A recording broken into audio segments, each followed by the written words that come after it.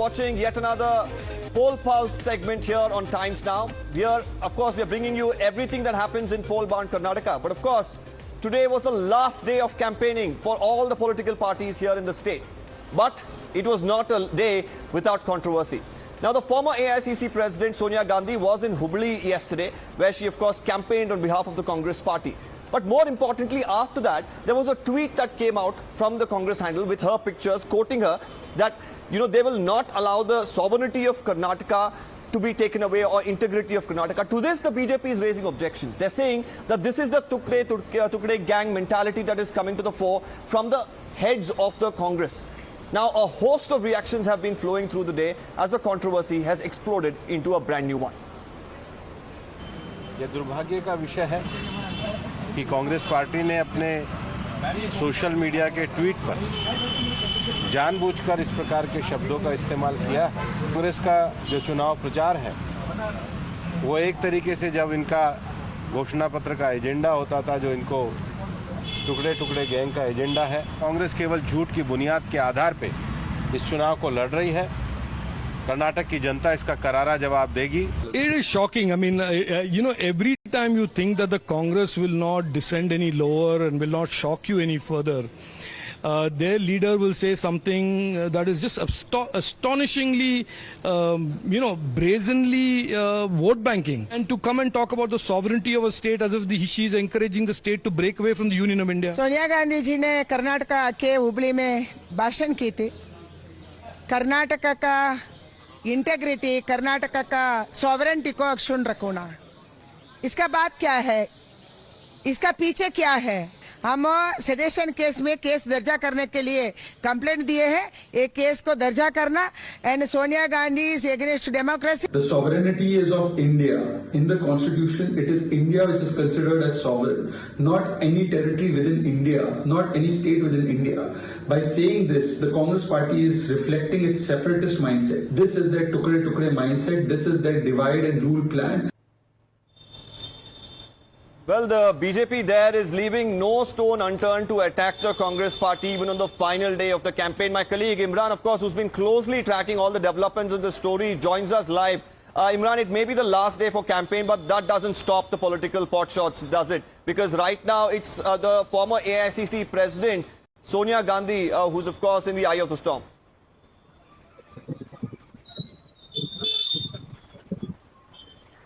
Well, absolutely. The Sonia Gandhi's statement, especially what the Congress party has tweeted, has led to controversy, wherein it said that sovereignty of the Karnataka state will be protected. Now, the Congress party is saying that Sonia Gandhi never made that statement, but the tweet came from the official handle of the Indian National Congress. Now, the BJP has trained guns in the Congress party, saying that this is the mindset of the Congress party. They already have done divided the country into two, but now they also want to further, and this is a part of a larger Tukde gang plan. That is what the BJP is alleging. In fact, Shobha Karnataka has filed a complaint, but the Congress too has filed a counter complaint saying that this is words have been twisted and it's a fake narrative peddled by BJP. Right, Imran, do stay with us. Now, the Congress party, of course, wasn't going to take this quite easily lying down. And they've come out all out in the defense of, Sonia Gandhi. And they've said that the Gandhi family is one that sacrificed many leaders for the sake of this country. There are also, some of them are saying, well, she hasn't even gone, said this in the video itself. But of course, they were in a fix when the tweet itself came out from the official handle. Let's listen to some of the reactions coming in from the Congress party on this. प्रधानमंत्री जी, कम से कम आप तो बोलने के पहले fact check कर लिया कीजिए। सॉवरेनिटी की किस सिलसिले में उन्होंने स्पीच में बोला है सोनिया जी ने, जरा वो देख तो लेते हैं। जहां तक शाही परिवार का सवाल है, शाही परिवार नहीं, देश का सबसे बड़ा बलिदानी परिवार अगर जो राजनीति में है लोग, उनमें कोई है तो वो गांधी परिवार है।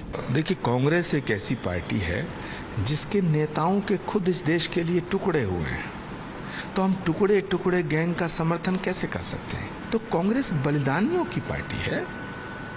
हम देश के टुकड़े टुकड़े करने वालों का समर्थन कैसे कर सकते हैं? मुझे लगता है प्रधानमंत्री जी को कोई कंफ्यूजन है। It is a lie. Congress President Mrs. Sonia Gandhi ji in Hubli, where we are standing now, she has never spoken anything about like that. It's a YouTube and Facebook and Twitter. The video is available. Prime Minister is lying, and as a member of Parliament, I will move a privilege motion against Prime Minister on this lie. Well, Imran continues to join us. Now, Imran, quite interesting. Some of them, of course, say that this was not said. On the other hand, of course, they're defending themselves. But do you really think that at this last moment, we have about 36 hours to go before, the state votes. Do you think that this issue actually will resonate in the minds of the people come 10th of May? Well, Deepak, if not for larger, but at least for the BJP's own vote bank, it is quite an important issue. BJP will be able to sell it properly with their vote bank as far as concerned. That the Congress party is trying to divide the country again, and a statement which Congress claims that she has not made in the Hubli speech, but the tweet which the Congress official handle tweeted has led to the controversy now. Now, this is just 1 day ahead of the voting which is happening, and both the parties have filed counter-complaint in the election commission. But as far as the BJP is concerned, it's a very important issue. And we are seeing that, at least not for the general public, but their constituency, definitely it has a resonance. Well, thank you, Imran, but do stay with us. We have a lot of stories lined up. And more importantly, of course, it's the last few hours before, of course, political parties can do all-out campaigning. But a lot of drama has ensued in the last 24 hours itself. Multiple reports of some, clashes coming to the fore. We've had an instance in Bengaluru where a BJP leader has allegedly been attacked. There was a protest as well held earlier in the day because of this. The BJP is saying that, this was an individual who was attacked previously as well, and they're naming particular Congress leaders for this. Let's take a look at some reactions that are coming in.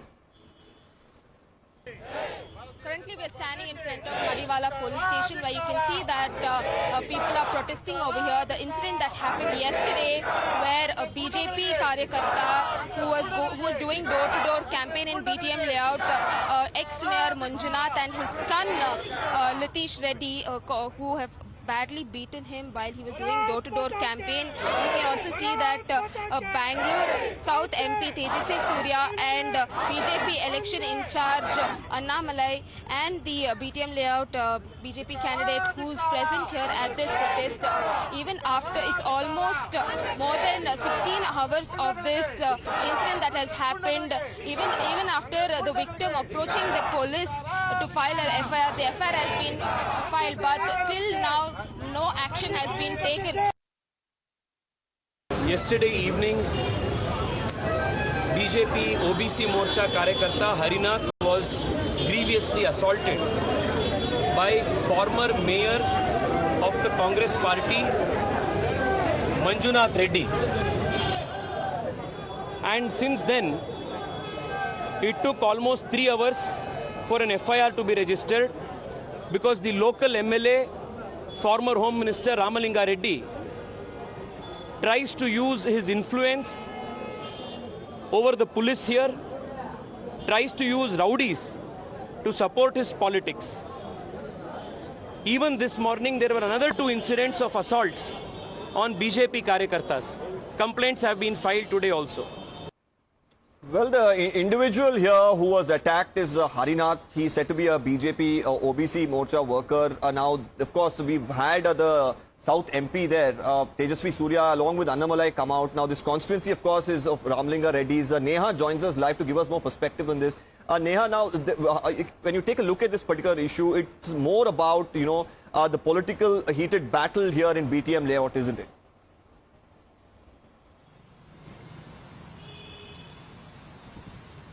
Well, that's absolutely right, Deepak. You take BTM layout as one example there, and understandably so, this has been a stronghold now for the Congress party. We have seen the BJP, actually lashing out at the Congress over this multiple times, saying, the dad-daughter duo over here, Ramalinga Reddy and Sonia Reddy, aren't going to be coming back to power. But the bigger issue right now at hand is that we have seen this time around, as the state is going into elections, it's not just a physical assault, but we've seen very petty politics being played out at its cheapest form. We've seen personal attacks by senior leaders. We've seen, in fact, physical assault as well now, as is being alleged over there. But the fact of the matter right now, Deepak, is even as we're seeing these, assaults, verbal or physical. How much is all of this really going to impact the voters at the end of the day? Are these issues, are the people of Karnataka, going to closely be monitoring really who's calling whom what or who's attacking whom? And what is it really that's going to matter to the people in the election this time around? Well, they would, of course, be answering as they exercise their franchise on the 10th of May. Right, thank you, Noah. Do stay with us. We're going to slip into a quick break, but on the other side, more interesting stories from poll girl in Karnataka. Don't go anywhere.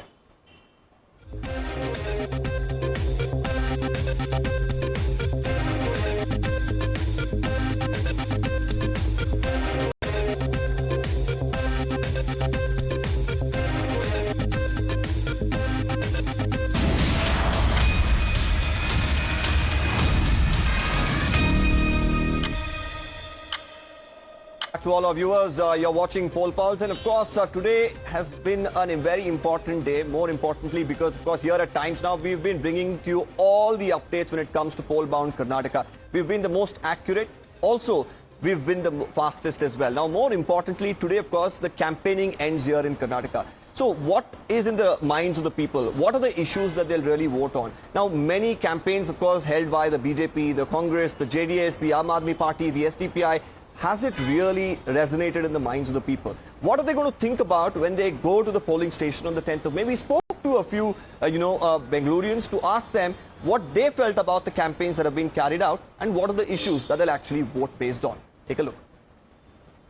Shri Narendra Modi's rally here in Karnataka, it was a resounding success.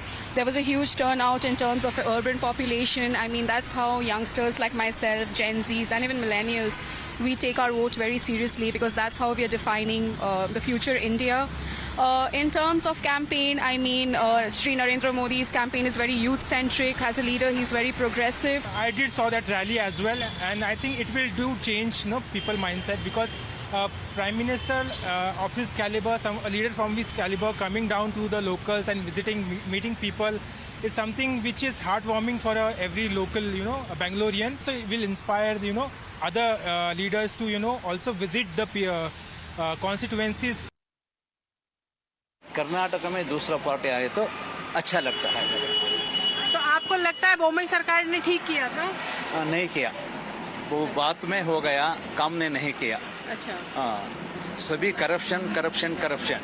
Election बहुत तो tough है और ये ना BJP सरकार भी नहीं का काम नहीं करते क्या 40% का कर दिया। बहुत टैक्स, दूध में टैक्स, सभी में टैक्स, बहुत तो टेंशन हो रहा है सभी आदमी है भारत में। और इधर कांग्रेस आए तो बहुत आदमी खुश हो रहे हैं। I am voting for Congress. Okay. So why? Any specific reason? Nothing. BJP is fully increased development. Full gas and full heavy prices are there. Gas cylinder was 1,600. In Congress, in 900. That's all. So inflation was the issue for you. Yeah. What were your issues in this election, which you will be voting on May 10th? The issues like something like Bajrang is happened when like Congress are talking about Hanumanjis. That's the fault they have done so much. There are two things I'm seeking from the next government. One, of course, is infrastructure. Bangalore's infrastructure has really collapsed. And if the economy has to grow, Karnataka economy has to grow, it's extremely essential that we focus on the infrastructure, the roads, the, water when it floods, everything needs a major overhaul. And I'm really hoping whichever the government actually addresses it in the coming year or two. And second is the public healthcare system. I think there are a lot of poor people who are still not able to access good quality healthcare.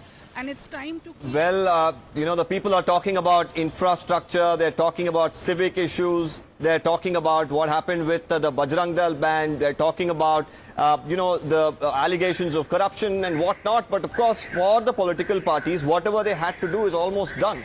It is now, of course, up to the people to decide what they really want, who do they want to elect.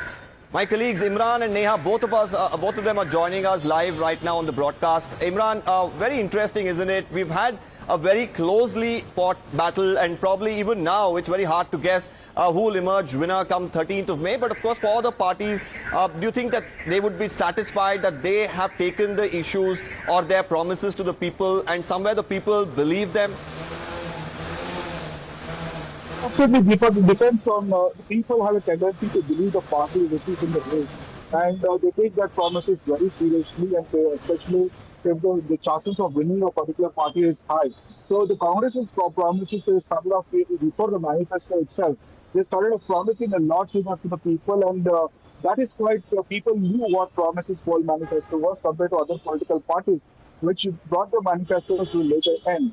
Now, how much the people will actually trust to promises with the Congress, there is a difference of view. Some say that these are promises have already been done. Some of them cannot be fulfilled. People have a doubts. But the majority of it, the Congress has tried to convey its promises. BJP too, when they release their manifestos, they have promised a lot. In fact, in the budget also they have promised free bus passes for women. Some complain that those in the budget they have not implemented it. JDS too has given out a promise of building 6,000 new schools and 6,000 tertiary hospitals if they got back to power. A very big promise in their manifesto, and many people are commending it for including the education and health as a priority sector in their manifestos. Now, it's up to the people now how they pursue these political parties, whether they are able to deliver it or not. Now, that will come to know on May 30, because the people, as I said earlier, have a tendency to believe the promises are real if they delivered, if they see that party have a chances of winning, or at least is in the race. Right, Imran, absolutely. My colleague Neha is also with us. Neha, interesting. The campaign, of course, ends door-to-door allowed, but for the parties, it's that final push, isn't it? And as far as both the Congress and the BJP, the two major parties here in Karnataka, they've given it all in the last 10 days. We've seen, all the star campaigners descend here in Karnataka. Do you feel that they have done enough for the people to trust and back them again?